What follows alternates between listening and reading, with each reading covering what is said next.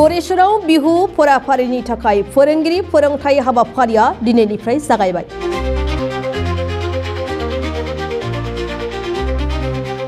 Assam state board of education आरो बिहु सुरक्षा समिति आसामा जुथायै गरेश्वर गोजौ गेजेर फरायसालियाव मोनसे हाबाफारि खुंनायनि गेजेरजों बिहु फराफारिनि थाखाय फोरोंगिरि फोरोंथाय हाबाफारिखौ बेखेवनाय जायो। बाक्सा जिल्लानि सिङाव थानाय गं 21 फरायसालिनि फोरोंगिरिफ्रा बे सानथामनि फोरोंथाय हाबाफारियाव बाहागो लादों। दिनैनि बे हाबाफारिखौ बेखेवनानै होदों आसाम लाइमोन कमिसननि सोद्रोमा रतुल शर्माया।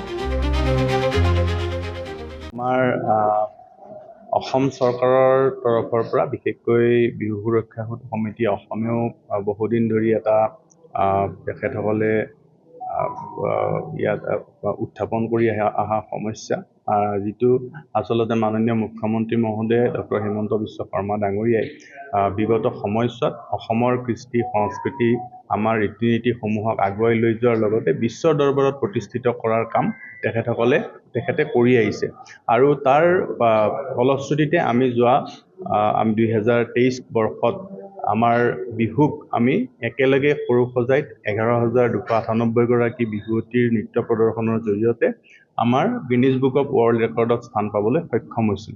আৰু ইয়াৰ পৰৱৰ্তী সময়ত বিহুক এটা আমাৰ বিদ্যালয়সমূহত বিষয় হিচাপে সন্নিৱিষ্ট কৰাৰ যি দাবী বিহু সুৰক্ষা সমিতি অসমেও উত্থাপন কৰি আহিছিল আৰু মাননীয় মুখ্যমন্ত্ৰী মহোদয় তথা শিক্ষামন্ত্ৰী মহোদয় এই বিষয়ত বিশেষ চিন্তা চৰ্চা কৰি আছিল। শেহতীয়াভাৱে আমাৰ বিদ্যালয়সমূহৰ একাদশ আৰু দ্বাদশ শ্ৰেণীৰ বাবে বিহুক এটা বিষয় হিচাপে সন্নিৱিষ্ট কৰা হৈছে। তাৰ লগত সংগতি ৰাখি আজি বাক্সা জিলাৰ অন্তৰ্গত প্ৰায় 21খন বিদ্যালয়ৰ সন্মানীয় শিক্ষক শিক্ষয়িত্ৰীসকলৰ মাজত এক কৰ্মশালা 3দিনীয়া কৰ্মশালাৰ আজি গুৰেশ্বৰ উচ্চতৰ মাধ্যমিক বিদ্যালয়ত অনুষ্ঠিত হৈছে। আজিৰে পৰা বিহু সুৰক্ষা সমিতি অসমৰ তৰফৰ পৰা ইয়াত সমল ব্যক্তি যোগান ধৰি তেখেতসকলে এই প্ৰশিক্ষণত বিশেষভাৱে আগভাগ লৈছে আৰু এই প্ৰশিক্ষণ শিবিৰটো আজি মুকলি কৰিবলৈ পাই মই নথৈ আনন্দিত হৈছোঁ। আৰু এই চেগতে অসমৰ মাননীয় মুখ্যমন্ত্ৰী ডক্টৰ হিমন্ত বিশ্ব শৰ্মা ডাঙৰীয়া, মাননীয় শিক্ষামন্ত্ৰী মহোদয়